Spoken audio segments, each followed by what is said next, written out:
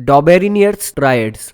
Elements को classification करने के कुछ स्टार्टिंग अटेम्प्ट्स में सबसे पहले एलिमेंट्स को किसी बेस पर क्लासिफाई करना स्टार्ट किया डॉबेरिनियर ने। उन्हें एक पर्टिकुलर तरह के ग्रुप्स में रख के जिन्हें फैमिली कहा गया। और किस बेस पे ये क्लासिफिकेशन हुआ? ये क्लासिफिकेशन उन्होंने सिमिलर प्रॉपर्टीज के बेस पर करा था।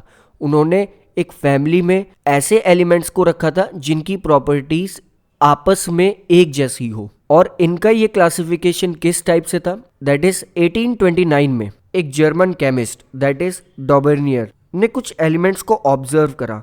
उन्होंने ये देखा कि कुछ एलिमेंट्स की प्रॉपर्टीज एक जैसी है, तो उन्होंने ये सोचा कि इन्हें एक पर्टिकुलर ग्रुप में डिवाइड करके रख दिया जाए और इसे फैमिली कहा जाए। उन्होंने उन एलिमेंट्स को 3-3 के पेयर में क्लासिफाई करना स्टार्ट करा। इन ग्रुप्स में 3 एलिमेंट्स होते थे और इन 3 एलिमेंट्स का कॉम्बिनेशन कहलाता था ट्रायड्स। और एक पर्टिकुलर ट्रायड्स के सारे एलिमेंट्स बहुत हद तक एक जैसी प्रॉपर्टी शो करते थे। इनफैक्ट डॉबेरिनियर वो पहले साइंटिस्ट थे जिन्होंने प्रॉपर्टीज के अकॉर्डिंग एलिमेंट्स को क्लासिफाई करना स्टार्ट करा। उन्होंने ट्रायड्स फॉर्म करे।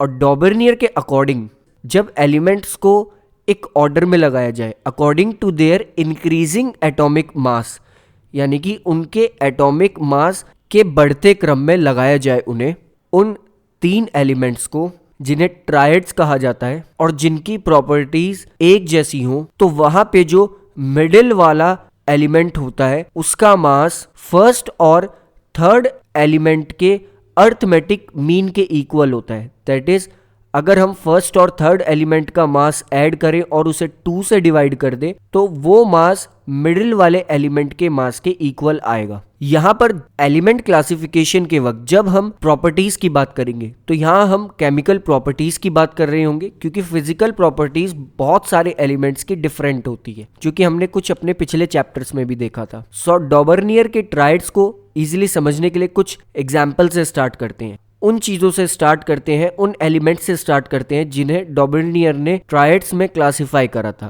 That first one is the alkali metal group. Alkali metal group में डॉबेरिनियर ने 3 एलिमेंट्स रखे थे, यानी कि जो एल्कलाई मेटल ग्रुप का ट्रायड डॉबेरिनियर ने फॉर्म करा था उसमें 3 एलिमेंट्स थे। That is first one is lithium, second one is sodium and third one is potassium.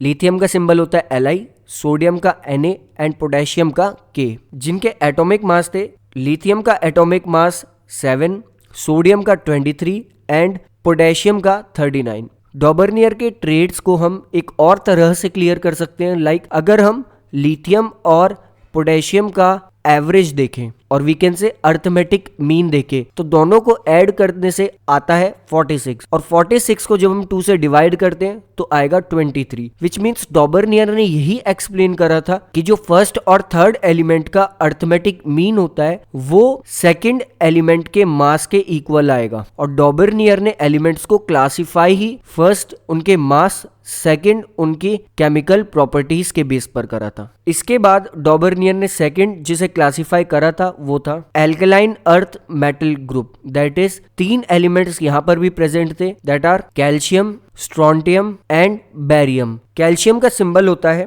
Ca, strontium का सिंबल होता है Sr एंड बेरियम का सिंबल होता है Ba। कैल्शियम का एटॉमिक मास है 40, स्ट्रोंटियम का एटॉमिक मास है 88 और बेरियम का एटॉमिक मास है 137। तीनों ही एलिमेंट्स को उनके इंक्रीजिंग ऑर्डर ऑफ देयर मास के अकॉर्डिंग लगाया गया और तीनों ही एलिमेंट्स एक जैसी केमिकल प्रॉपर्टी शो करते हैं। दैट्स व्हाई इनका भी एक ट्रायड बनाया गया। इसके बाद डॉबेरिनियर ट्रायड्स के अकॉर्डिंग फर्स्ट और थर्ड एलिमेंट के मास का अर्थमेटिक मीन मिड वाले मास के इक्वल आता है। That is 137 plus 40 equals to 177 और इसे जब हम 2 से डिवाइड करेंगे तो आएगा 88.5, जो कि अप्रोक्सीमेटली स्ट्रोंटियम जिसका मास है 88 उसके इक्वल है। थर्ड ग्रुप जिसका डॉबेरिनियर ने ट्रेड फॉर्म करा था वो था chlorine, bromine and iodine. Chlorine जिसका एटॉमिक मास होता है 35.5, सिंबल होता है Cl। ब्रोमीन जिसका एटॉमिक मास होता है 80, सिंबल होता है Br। आयोडीन जिसका एटॉमिक मास होता है 127, सिंबल होता है आई।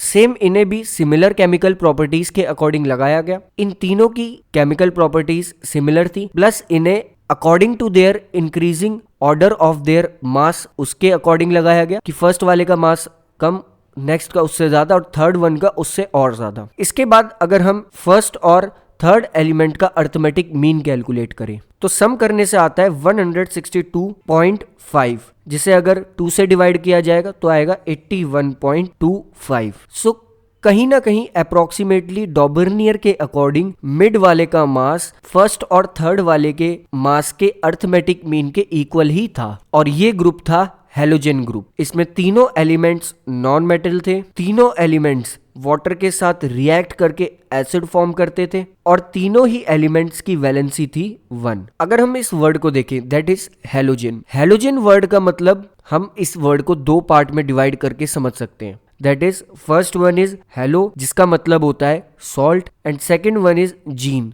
जिसका मतलब होता है प्रोड्यूसर।